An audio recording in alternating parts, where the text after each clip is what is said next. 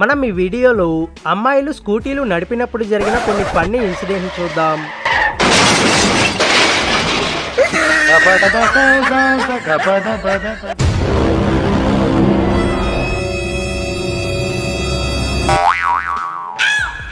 నేను చూసింది చూస్తుంది అంత నిజమేనా?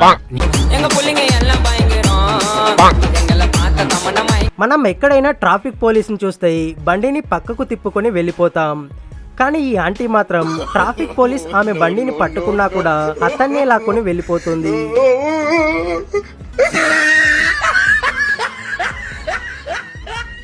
ఎందుకు పుడతారో కూడా తెలియదండి మనుషులు కొంతమంది. చూసారా సార్ డబుల్ యాక్షన్.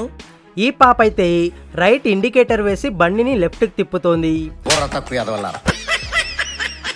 బండి దిగి గేట్ ను తీయడం కష్టం అనుకుందో ఏమో గాని జుయ్యని డైరెక్ట్ గా గేటు మీద ఎక్కించింది. వారెవ్వా.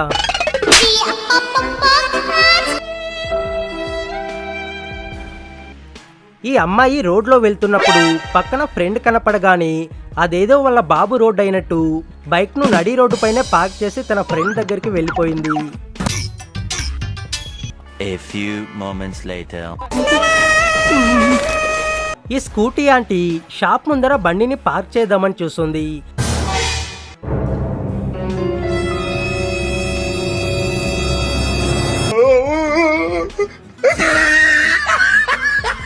కానీ అక్కడ ప్లేస్ దొరకలేదనుకుంటా నేరుగా బండిని షాప్లోకే తీసుకుని వెళ్ళిపోయింది.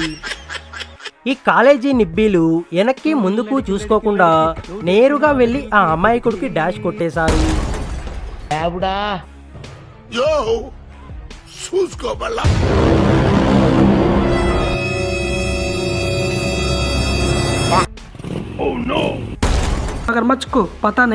ఒక పక్క పాపలు స్కూటీలను కంట్రోల్ చేయడానికి కష్టపడుతూ ఉంటే ఈ ఆంటీ మాత్రం స్కూటీలో ఏకంగా స్టంట్ చేస్తుంది.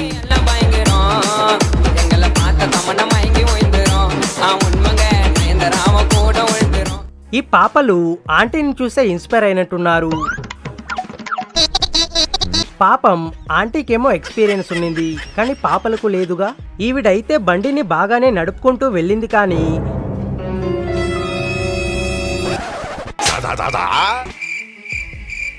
ఎందుకు ఆ డ్రైనేజ్ కాలువలోకి వెళ్ళిపడిందో నాకు ఇప్పటికీ అర్థం అవ్వట్లేదు. ఒక 20 చక్రాల ట్రక్ను వెనక్కి తీసేటప్పుడు కూడా ఇంత కష్టపడరనుకుంటా.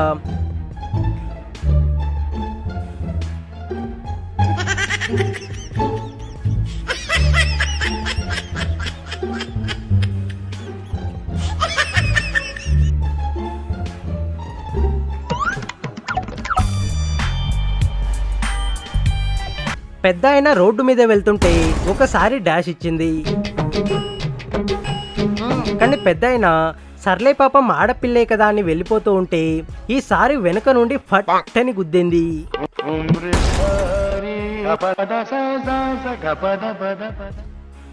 ఈవిడ పొద్దున్న ఆఫీస్కి వెళ్ళేటప్పుడు శివుడు తనను చల్లగా ఉంచాలని కోరుకోవడానికి గుడి బయటకు వెళ్ళి మొక్కుతూ ఉంది. భక్తి ఎక్కువైందో ఏమో తెలియదు గాని ఆమెతో పాటు స్కూటీని కూడా శివుని దర్శించడానికి గుడి లోపలికే తీసుకుని వెళ్ళిపోయింది.